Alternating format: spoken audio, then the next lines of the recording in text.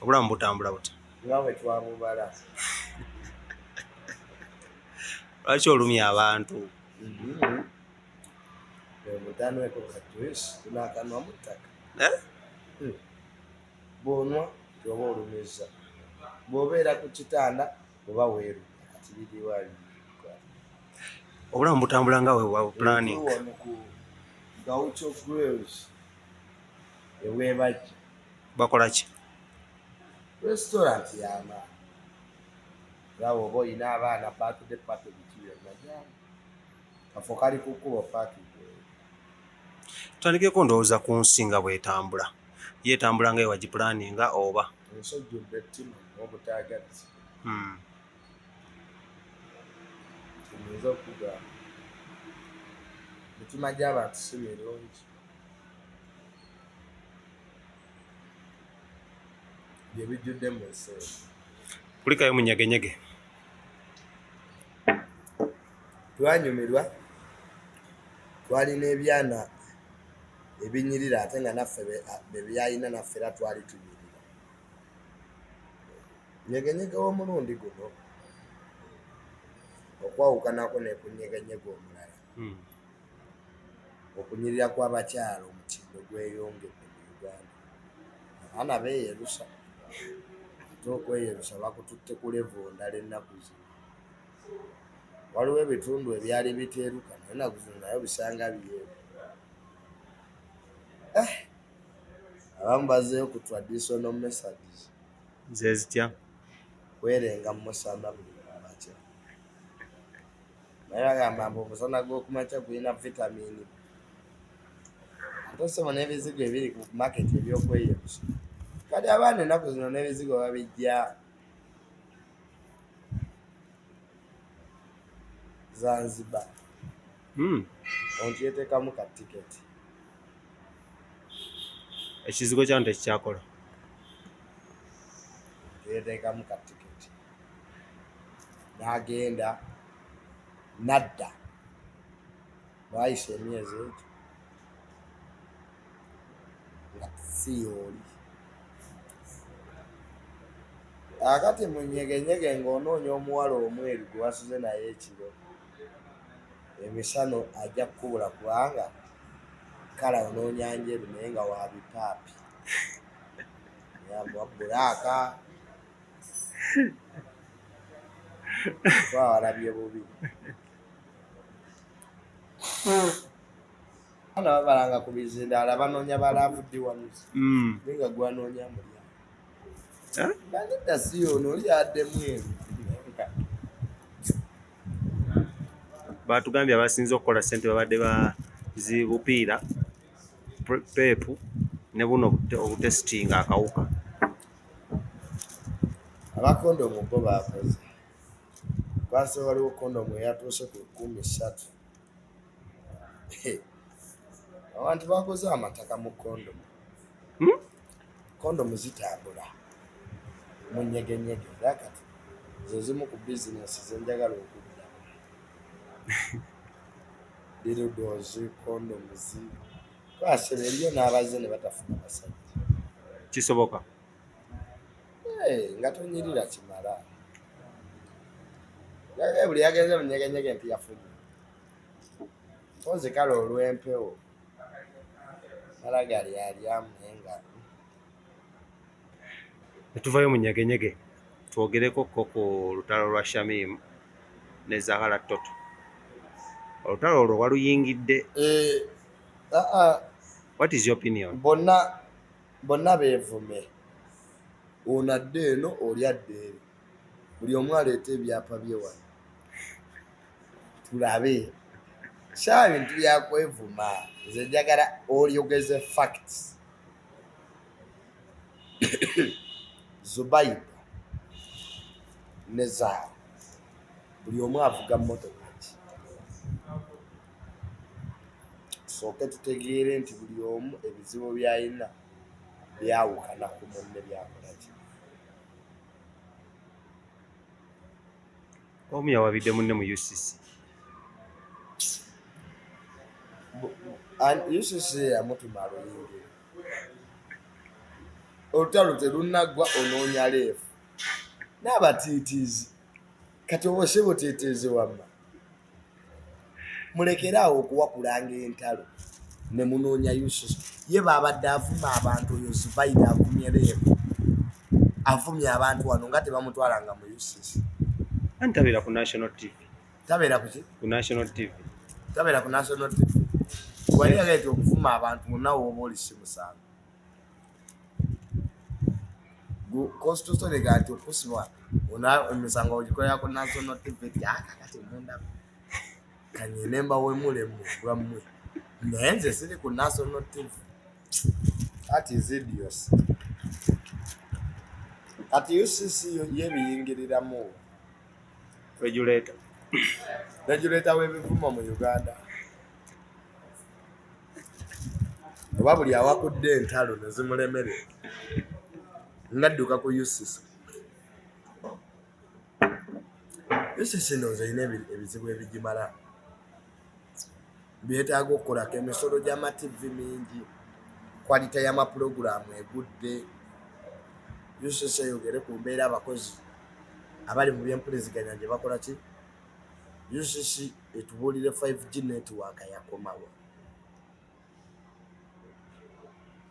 UCC etubuulire media laws mu Uganda zikola ddi naddi we zitakola ko emirundi mingi tulabye amapulogulaamu n'ag'ebyobufuzi nga bannabyobufuzi beevumira okwo wano nina pulogulaamu zimanyi abazikolako tebalina qualification neto so okusinga okuwuliriza nonsense idiose wa Zubedda byonna byeyeeyita kyonna kyeyeeyita nonsense. Zahara Toto yamaliriza nga atalumbyemu muwala wa BBS Tash mukwano gwo akola ne Jackster n'amulangira okwetunda ebyenjagala yamugaye ki yamulangidde yetunda oyo omuwala nga bwe Josi kimanya mpe ku namba lwaki osaba ennamba ye ati bukyo simanyi nti yetunda yerenga bwetyo akoma ku mmeka mbuyibulake mukasa yamanyi era yali pimp mu covid wonna bula ate abisobola mmere nga yabula abantu mu covid so ye Tashi biki Tashabi bw'aba yetunda ampe ennamba ebisigadde beevu n'oli ne baganda yetunda bayinza okuba beesanga yategeerera wanti ono yetunda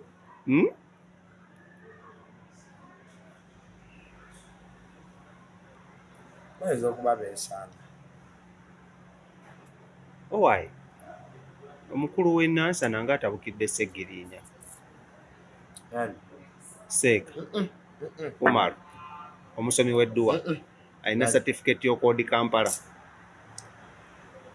gamba omufere Umaru sina Seeki gamba Seeka Umaru Seeka kekitibwa kyasi ng'edduwa asomeerewo mbwe yalwaziza Seggirinya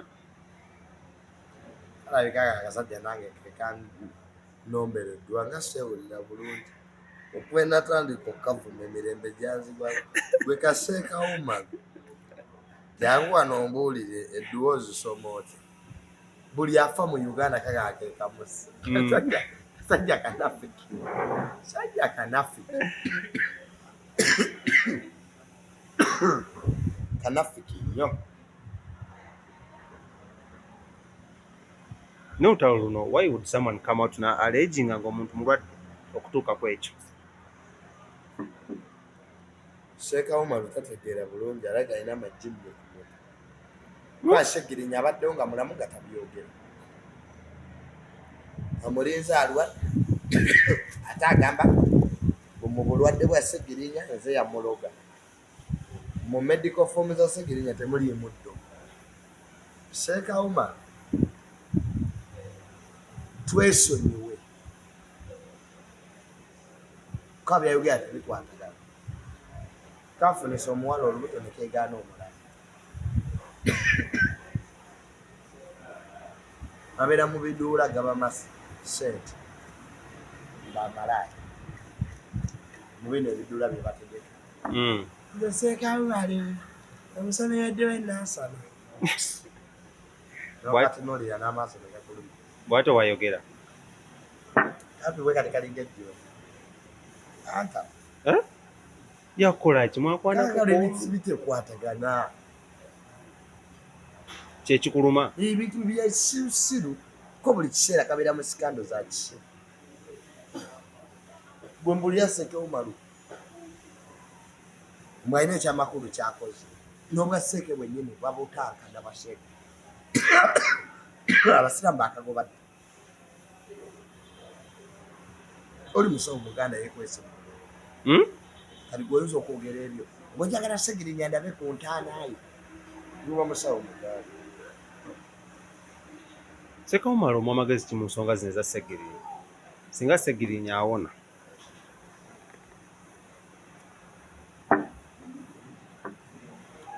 magezi Sekewumalu gemuwa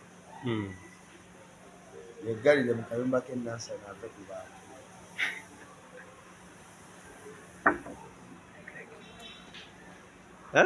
yeesonyiwa abantu kwakaakati bye yayogedde bigaseeko ki one to society two naye ng'omuntu omanyi zenna ekintu kyentunuulira ennaku zino nti abantu bangi boogera ebintu ebitali magezi kaakakati okay wagamba wabalopa mu kooti olina kooti gyagigenda bakuyirira obukadde 5 kati lwaki to implementinga kooti kyeyagamba n'obasiba si okutwasa sajja tekategeera Sekewumalu tategeera bulungi kati omuveeko engeri gy'ogambye takola ki twogere ku nsonga za Rema Lydia Jasmine ne Carol Nanto olutalo walulaba olwa Federation nze ndowooza tebalina lutalo why just baagala kupromotinga konsati zaabwe because bataddeyo konsati olunaku lwerumu Rema yakiise Lydia Jasmine Rema ajja kujjuza ne Lydia Jasmine ajja kufuna anti kakati abayimbi bamaze okutegeera nti konsati etaliimu vayibu teba baddayadi ba Lydia bajja kugenda ne baddayadi ba Rema bajja kubaayo as simple as that lwaki tebategesera omubbato lwaki tebategesera omubbato Lydia abatulinga Rema gwe abyogera n'ebirimu amakulu sooka onokugisa kikyogezaako gamba kyengeza kugaa Rema asinga Lydia tamusobola mu bbato is a brand ayimba ennyimba okay ennyimba za Lydia Jasmine tuzibalira ku ngalo ezize nga ye kati gattako collabos zize si nnyimba ze kati eri pati ey'abalage bayimba banagimba yajjo gyeyimbira bajja muwerekerako abaliwo waba nabo teyayawukana nabo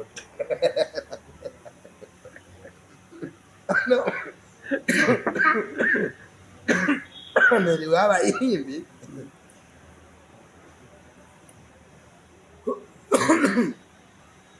bakola kolabo ogenda okulaba omuyimbi bamuyise ate ayimba luwoli lwabadde lwaki temuyimba nga bayawukana dda buli omu oluyimba aluyimba lulwe kati ne pati yolyagi waliwo abeekwatako amatayi pati yagire ku stage tagiyimba ye anayimba kingase wayi wekikenza alwanya nnyo abakyala bano naye maze ogagamba musiyasi ate mwamaze ne mukiriza nti ayagala abakazi Uganda boogera Kenzo lwaki akola ki alwanya nnyo abakazi kwa buli kibayo Kenzo is a star Kenzo star any woman would want to put him in her story mwabano waliwo abakazi abeekubira obulamu nti baagala kojja n'omuwozi naye nga sikituufu ng'ekibozibozi ennyini yakitambuza naye nga ebamubuuza nga takimanyi nze waliwo obuyimba music industry bagamba banjagala naye ng'ekibozibozi ne bakitambuza bwekinira namwagalako wandyaddi Zubedda Junior ebibaba namawulire naye nga ye mwennyini so anybody who is a star any woman true or false byamwogerako wabituuka wabitya waliwo obeeraawo ng'oli sitaba ne baga Junior ne gundi wamulya noga I swear